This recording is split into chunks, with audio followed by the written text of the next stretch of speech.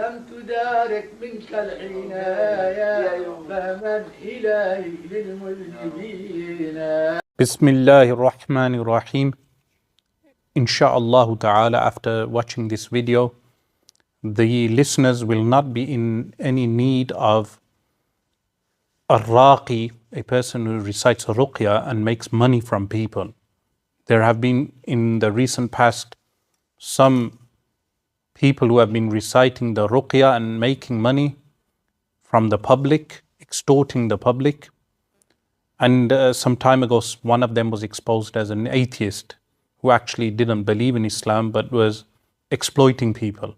Similarly, you have magicians, as-sahara, people who claim to cure magic, utilizing magic. And then you have peers today who claim to cure people. In fact, what they use are not in fact cures, but in reality are impermissible things in the Sharia of Allah subhanahu wa ta'ala, and sometimes just trickery of the mind, playing mind tricks with people who are already mentally affected. So with regard to magic, jinn possession, and the black eye or the evil eye, there are cures from the Sunnah of the Prophet sallallahu alaihi wasallam. But before we delve into the cure for magic, jinn possession, and the black eye, it's essential to mention that many people have mental health issues, many people have emotional issues, some people have actual medical issues, and the peer factory, the ways of making money from people are through placebo effect type of medicines, or the pretension to utilize curing ruqyah, recitations of ad'iyah, which are not from the Sunnah of the Prophet sallallahu alaihi wasallam and are impermissible in the Sharia of Allah subhanahu wa ta'ala, like the utilization of astrology, which is totally impermissible in the Sharia, and also doing things which have no basis in the Sharia of Allah subhanahu wa ta'ala, like the utilization of graves. Some of them order the people to go to grave sites, carry out practices and rituals in the graves, give food to jinn, sacrificial things to the jinn. So many different practices which I have studied in depth, and all of these things are impermissible in the Sharia of Allah subhanahu wa ta'ala.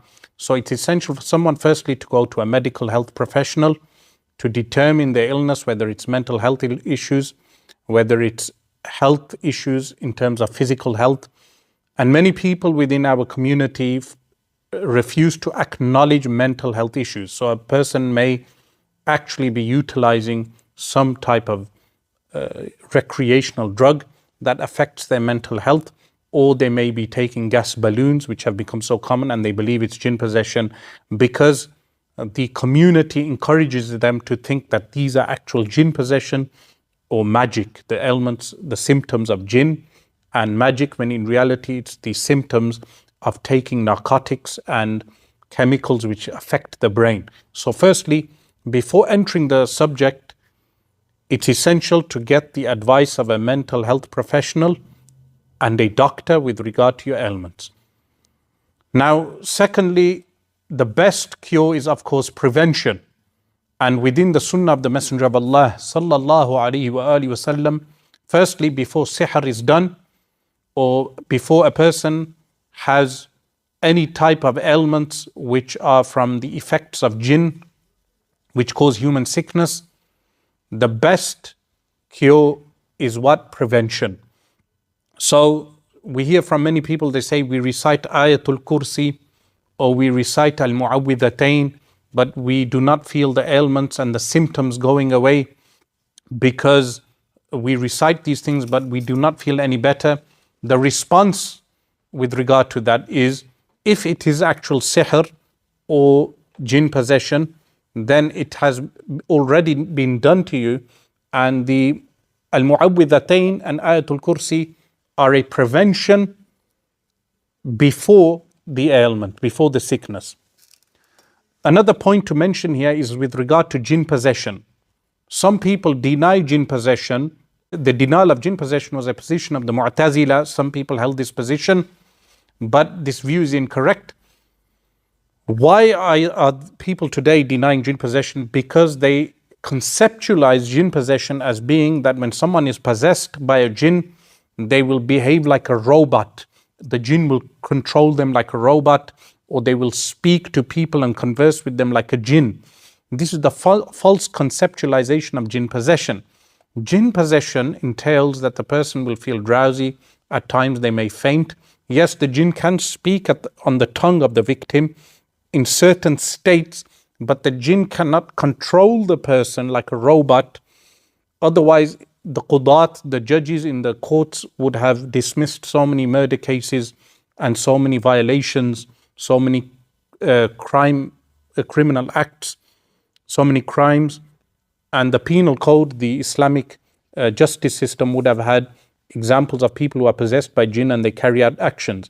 Many times people who act like they have jinns, this is actually an act. I have caught many people in the act when people have come to me.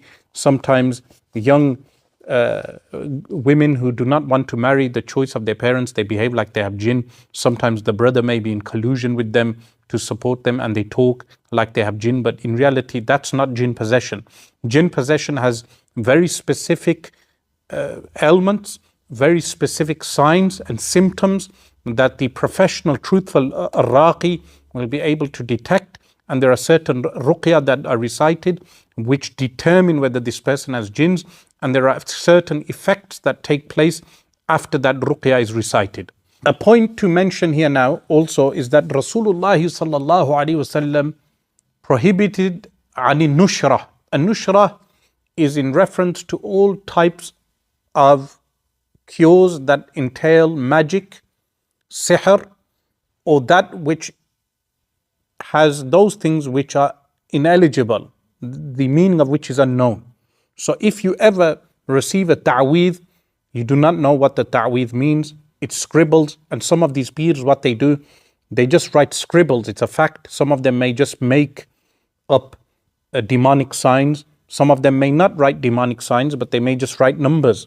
But in reality, these things have no basis in the Sharia. They fool people by giving them a piece of paper, making them wear the piece of paper which has a placebo effect, and then they take money from the people. So a nushra is in reference to those things which are recited, the meaning of which is unknown, or those things which are written down, the meaning of which is unknown. So people should avoid those ta'aweedh, the ta'weedhat, that the meaning of which is unknown, and those things which are ineligible. People do not know what is written and what is the meaning of those things which have been written down. With regard to prevention before the affliction of magic, a person recites Surah Al-Ikhlas, which is قُلْ هُوَ اللَّهُ أَحَدٌ, with أَعُوذُ بِاللَّهِ مِنَ الشَّيْطَانِ الرَّجِيمِ بِسْمِ اللَّهِ الرَّحْمَنِ الرَّحِيمِ. And they also recite Surah Al-Falaq, which is Surah Al-Falaq, قُلْ أَعُوذُ بِرَبِّ الْفَلَقِ, to the end of the surah, and also Surah An-Nas. These chapters, it has been related with regard to these chapters from a Sayyidatu Aisha radiyallahu ta'ala anha, that Rasulullah sallallahu alayhi wasallam would recite these chapters, blow on the hands, then wipe the face and the entire body after reciting these chapters. In some narrations it states each chapter is recited 3 times, after every salah, and then once before sleep. Additionally, a person recites Ayatul Kursi. They recite Allahu la ilaha illa huwa al-hayyul qayyum until the end of the Ayatul Kursi, and they blow on the hands and they blow on the face and on the entire body. This is prevention before affliction. What has also been related from Ka'b al-Ahbar rahimahullah ta'ala, that he would recite the following dua: أعوذ بوجه الله العظيم الذي ليس شيء أعظم منه وبكلمات الله التامات التي لا يجاوزهن بر ولا فاجر وبأسماء الله الحسنى كلها ما علمت منها وما لم أعلم من شر ما خلق وبرأ وذرأ. And he said, if I did not recite these words on a daily basis, then the magicians, from the Jewish community at that time, they would have affected me. And he says, by way of hyperbole, that they would have made me a donkey in order to demonstrate the strength of this dua. So you recite such type of ad'iyah, such type of dua every day.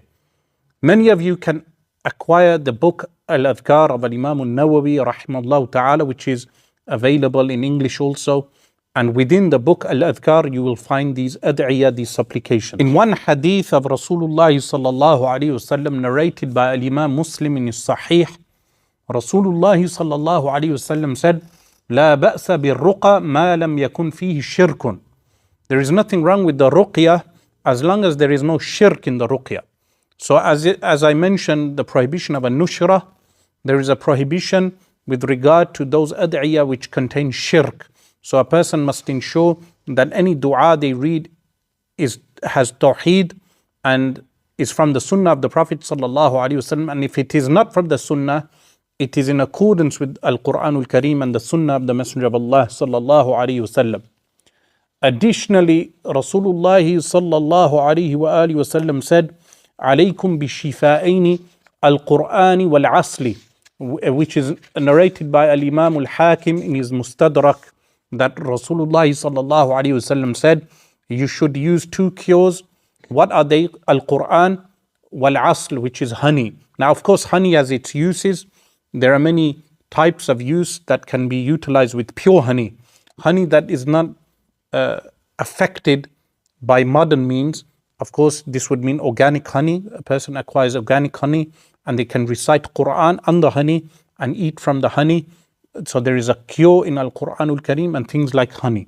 Similarly, in another hadith, in the Sunnah of Imam al-Nasa'i, the milk of cows is mentioned as a shifa. Why? Because this is in reference to wild cows, cows that were permitted to graze openly on the fields, because they would eat from various shrubs and herbs. Those shrubs and herbs have different medicinal effects, remedial or effects which give remedy to a person who drinks from that milk. So, with regard to reciting Al-Qur'an al-Kareem, a person can recite even Surah Al-Fatiha when they recite on a patient. In one Sahabi radiallahu anh simply recited Surah Al-Fatiha on a person who had a scorpion bite, and he continuously read Surah Al-Fatiha and the person was cured. And Rasulullah sallallahu alaihi wasallam said, وَمَا يُدْرِيكَ أَنَّهَا رُقْيَةٌ. What made you understand that it is ruqyah? Of course, the Sahabi understood it was ruqyah because the entire Qur'an is shifa. وَنُنَزِّلُ مِنَ الْقُرْآنِ مَا هُوَ شِفَاءٌ وَرَحْمَةٌ لِلْمُؤْمِنِينَ. We reveal from this Qur'an which is a shifa and a mercy for the believers. So the companion understood this and recited from Al-Qur'an al-Kareem. So regular recitation is a prevention of magic and sihr. Remember, if a person is not praying his 5 daily prayers, they are not staying in a state of tahara, they are carrying out haram, if they do not do ghusl, bathing, after the major impurities, and they do not do things like istinja, basic purity, and they do not avoid muharramat, haram actions, then they will be afflicted by sihr, by jinn, by magic, by jinn, and the evil eye. Of course, when they go to these false peers, the peers will never tell them to adopt the sharia of Allah subhanahu wa ta'ala. All they do is they tell people to give them money. If they do not ask for money, they make people give bay'ah to them and join their cult. This is something that should be avoided, because in reality these peers are not there to help. Additionally, what is mentioned in the sunnah of the Messenger of Allah sallallahu alaihi wasallam is that anyone who recites the dua Bismillahi alladhi la yadurru ma'a ismihi shay'un fil ardi wa la fis sama'i wa huwa as-sami'ul alim, if they recite this dua 3 times daily and in the evening, nothing will harm them. This is the Messenger of Allah sallallahu alaihi wasallam said, whoever reads this dua in that day or night, nothing will ever harm him. And this has been narrated from Sayyidina Uthman radiyallahu ta'ala anhu. Additionally, what is mentioned in the hadith of Rasulullah sallallahu alaihi wasallam, man tasabbaha kulla yawmin سَبْعَ تَمَرَاتٍ عَجْوَةً. Whoever wakes up every morning and he eats 7 dates, ajwa dates, لَمْ يَضُرَّهُ فِي ذَلِكَ الْيَوْمِ صُمٌّ وَلَا سِحْرٌ.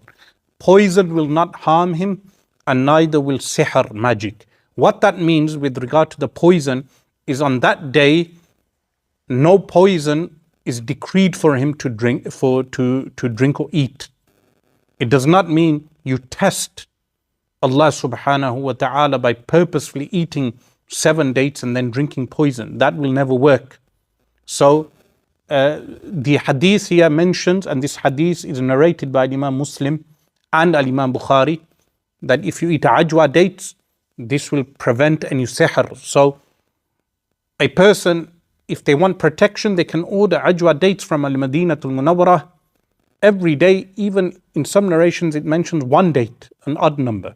You eat a date, you give your children to eat dates, this will prevent any type of sihr. Similarly with Zamzam water, what is mentioned with regard to Zamzam water in the Sunnah of Ibn Majah, that Zamzam water is for whatever it is drunk for, whatever intention and purpose you drink Zamzam for. So a person who drinks Zamzam regularly, he will never be afflicted with regard to sihr. To summarize this, I would say prevention is very simple. You pray your 5 daily prayers, you do not do haram, you stay in a state of tahara, and you recite your Surah Al-Falaq, your Surah Al-Nas, your Surah Al-Ikhlas daily, your Ayatul Kursi, you eat your ajwa, you will be protected from all types of sihr, from all types of magic. The second phase is if someone now has been afflicted by sihr, or they have been afflicted by jinn possession, how do they cure themselves from this? One of the means of doing this is from the Sunnah of the Messenger of Allah sallallahu alaihi wasallam, is al-hijama. What is al-hijama? Cupping. Rasulullah sallallahu alaihi wasallam had cupping applied on his blessed head. But of course the cupping must be done by a health professional, someone who is licensed in doing al-hijama, who can determine whether the hijama is applicable to you. For instance, if someone has diabetes, or if someone has high blood pressure, or if someone has heart-related issues, or if the climate is not right for al-hijama, if the diet is not right, all these factors are determined by a health professional who looks at your case and then carries out the hijama. What effect the hijama can have is it can release a jinn from the body. And as I mentioned, jinn possession doesn't mean that the jinn controls you robotically. It entails that the jinn is inside of your body and causes certain symptoms. It doesn't entail that someone behaves like a robot or a puppet that is controlled by a jinn. So the hijama can remove the jinn and the effects of sihr. Additionally, if someone sees a dream where they are informed with regard to where the sihr is hidden, this can happen. A believer, if he does dua to Allah, he has tawheed and he does dua to Allah subhanahu wa ta'ala, "O Allah, reveal to me the location of the sihr." In the dream, Allah subhanahu wa ta'ala sometimes reveals to them the location of the sihr. If they go and locate the ta'weed upon which the sihr is written, or upon which the hairs may be tied, they can find the ta'weed upon which the jinn is bound.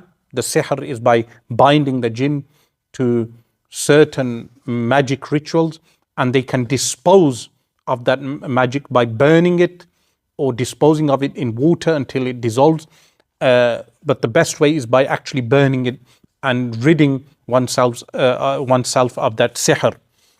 So this is after the sihr has been done.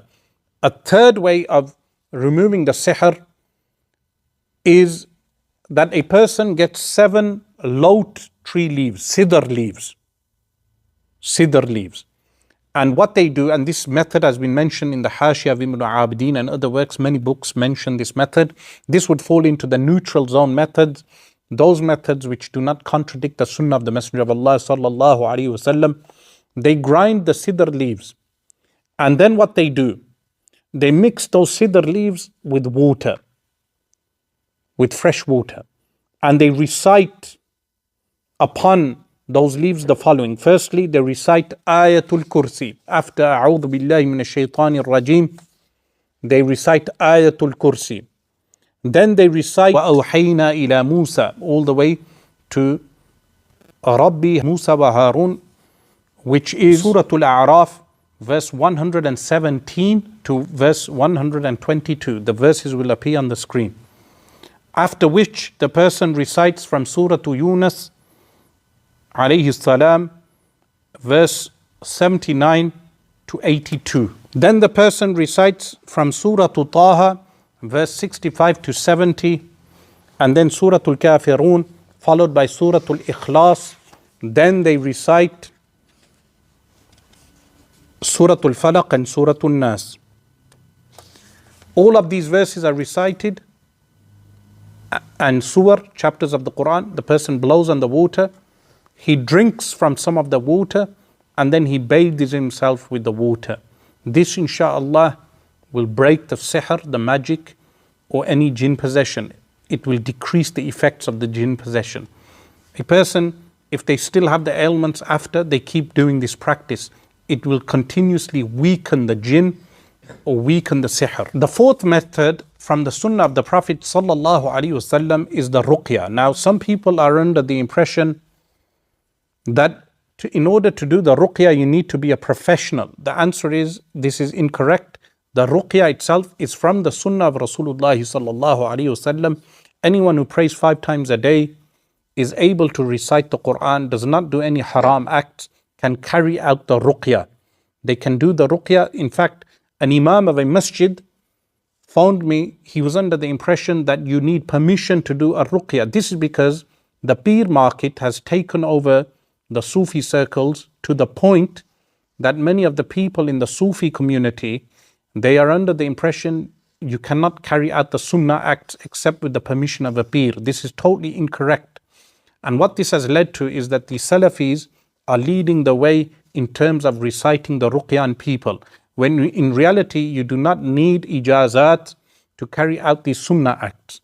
To do the Sunnah of the Prophet ﷺ, you do not need a license or permission. Anyone can do the Ruqyah. So instead of going to peers, every household should have people who recite the Ruqyah, Hufadul Qur'an, who recite the Ruqyah in the houses, and people from the Tulabul Ilm and the A'immatul Masajid, the Imams of the Masjid, they should all be reciting the Ruqyah. If people have ailments, they can go up to them and they will recite the Ruqyah to them if they have time. This is of course taken, the Ruqyah is taken from the Sunnah of Rasulullah sallallahu alaihi wasallam. What is mentioned in a hadith is that a Bedouin came to Rasulullah sallallahu alaihi wasallam. The Bedouin was affected.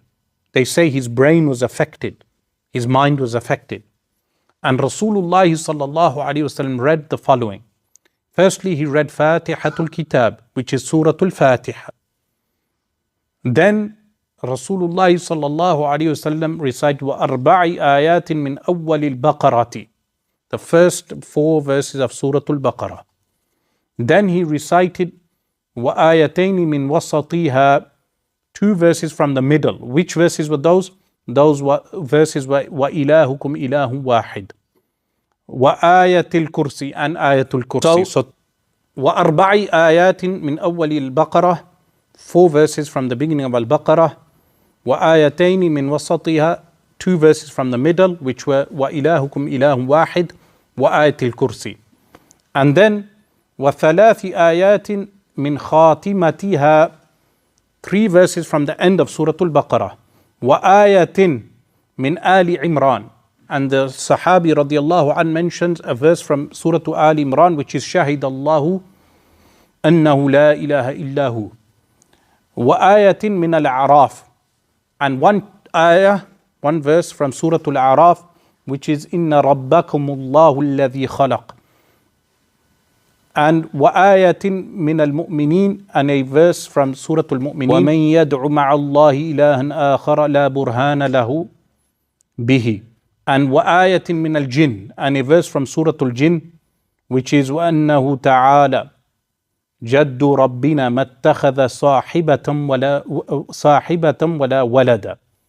وَعَشْرِ آيَاتٍ مِنْ أَوَّلِ الصَّافَاتِ, and the first 10 verses of Surah Al-Safat, وَثَلَاثِ آيَاتٍ مِنْ آخِرِ الْحَشْرِ, and the last 3 verses of Surah Al-Hashr, and قُلْ هُوَ اللَّهُ أَحَدٌ, and Al-Mu'awwidhatayn. This is known as the Ruqyah. This is recited on people who have symptoms of sihr. Of course, there are different types of sihr. There's different types. Those are mentioned in the works, but a person can recite this Ruqyah on a daily basis as many times as they want. It will make the patient feel better. What the hadith states, فَقَامَ الْأَعْرَابِيُّ قَدْ بَرَأَ لَيْسَ لَبِهِ بَأْسٌ, that he stood up and he was better and there was nothing wrong with him. So this is known as the Ruqyah. And we have inserted the verses in the screen so you can check the verses, and you will find in the description also the verses, the entire verses of the Ruqyah. You will have the entire Ruqyah written down in the description. You can print this out, memorize this, or read it from the printout and recite this on the person on a daily basis. Additionally, from the Sunnah of Rasulullah sallallahu alaihi wasallam is certain ad'iyah, supplications. For instance, from the Sunnah of Rasulullah sallallahu alaihi wasallam is the dua, Bismillahi arqika, min kulli shay'in yu'dhika, min sharri kulli nafsin, aw aynin hasidin, Allahu yashfika, Bismillahi arqika. So this dua is recited on the patient or the person, and you blow the dua numerous times. Similarly, from the Sunnah of Rasulullah sallallahu alaihi wasallam is the dua, أعوذ بكلمات الله التامات أو التامة من غضبه وعقابه والشر عباده ومن همزات الشياطين وأن يحضرون. This dua can be recited on the person also. Similarly, from the Sunnah of Rasulullah sallallahu alaihi wasallam is that if a person, and this is narrated in the Jami' of Imam al-Tirmidhi and the Sunan of Imam Abu Dawood, that if a person visits another person and says 7 times, he reads the following dua 7 times, inshallah the person will be cured. What is that dua? As'alullah al-azim, Rabb al-arsh al-azim, an yashfiyak. You read this 7 times and blow on the patient, inshallah they will be cured. Similarly, from the Sunnah of Rasulullah sallallahu alaihi wasallam, when someone has a pain, you place your hand on the pain. If it's a patient, you place your hand on them. If it's a woman, you instruct her to place her hand, and a man should not be in isolation with the woman alone. There should be some mahram, a relative of the woman present. The person recites Bismillah, Bismillah, Bismillah 3 times. And then أعوذ بعزة الله وقدرته من شر ما أجد وأحاذر. This they read 7 times on the pain.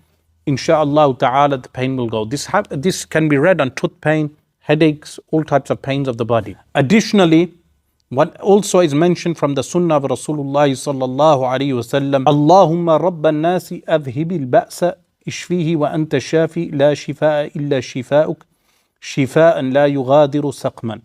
That these are all what ad'iyah for supplications for cures. So these are in summary what people can do if they suffer from those ailments of jinn as well as sihr.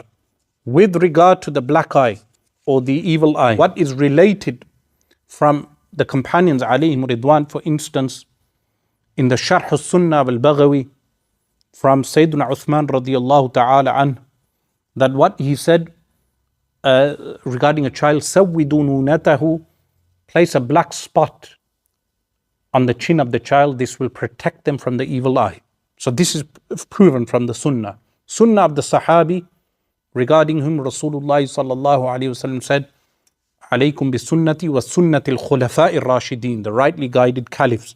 Sayyidina Uthman radiyallahu anh commanded them to place a black dot on the chin of a child, that it will protect him from the ayn, from the bad eye. Similarly, what has been mentioned in the Sunnah is that when a child has ayn, or anyone has ayn, you recite upon them 7 times Surah Al-Ikhlas, 7 times Surah Al-Falaq, 7 times Surah An-Nas and blow on them, inshallah, the bad eye will be removed.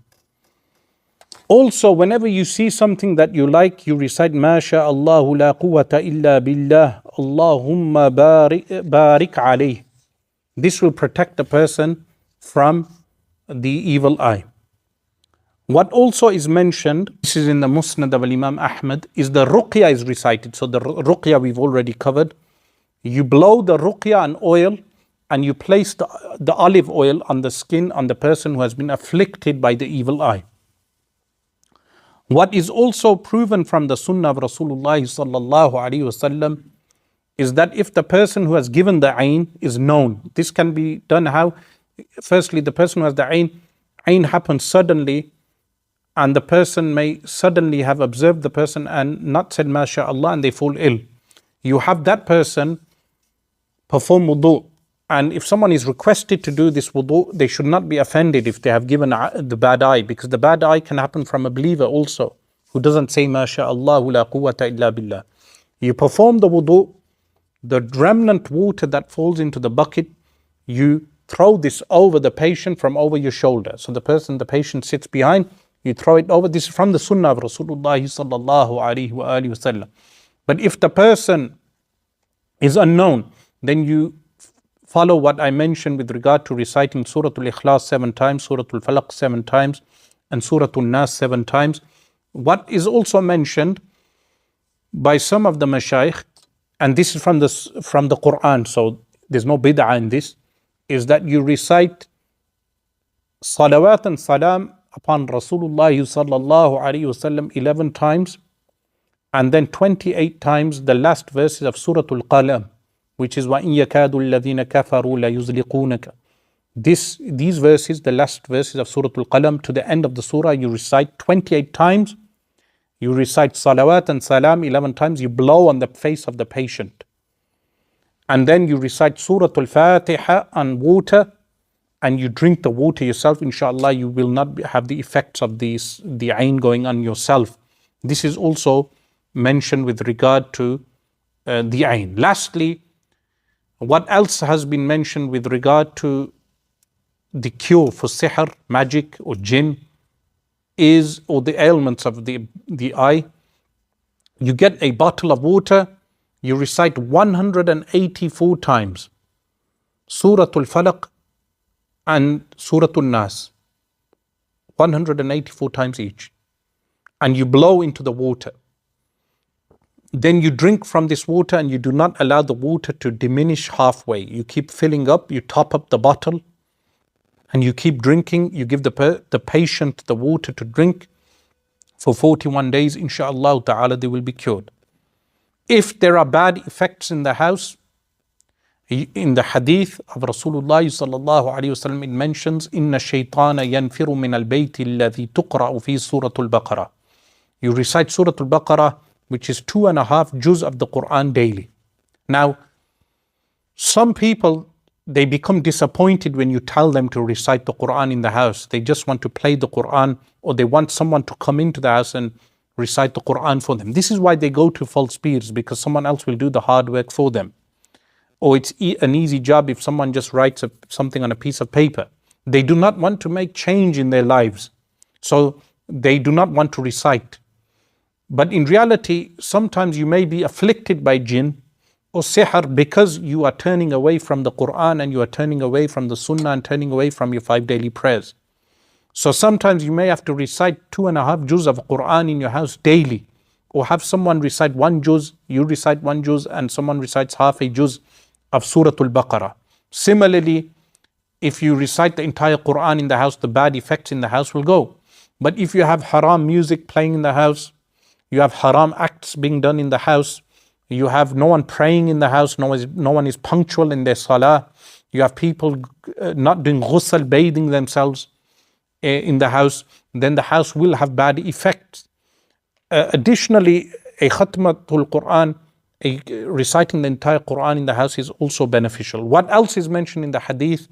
If someone recites the first 3 verses of Surah Al-Baqarah, or the first 4 verses of Surah Al-Baqarah, then the 3 middle verses that are in Surah Al-Baqarah, from وَإِلَهُكُمْ إِلَهٌ وَاحِدٌ, including Ayatul Kursi. And then the last 3 verses of Surah Al-Baqarah, Insha'Allah ta'ala, the evil effects of sihr and shayateen will be, the jinn, shayateen will be removed from their homes. This in summary is the total cure for these issues, instead of people running to false practitioners or going to people who are deviated and falling into bid'ah in innovation in the religion of Allah subhanahu wa ta'ala. We ask Allah subhanahu wa ta'ala to enable us to act upon what has been said. أقول قولي هذا وأستغفر الله لي ولكم وأتوب إليه.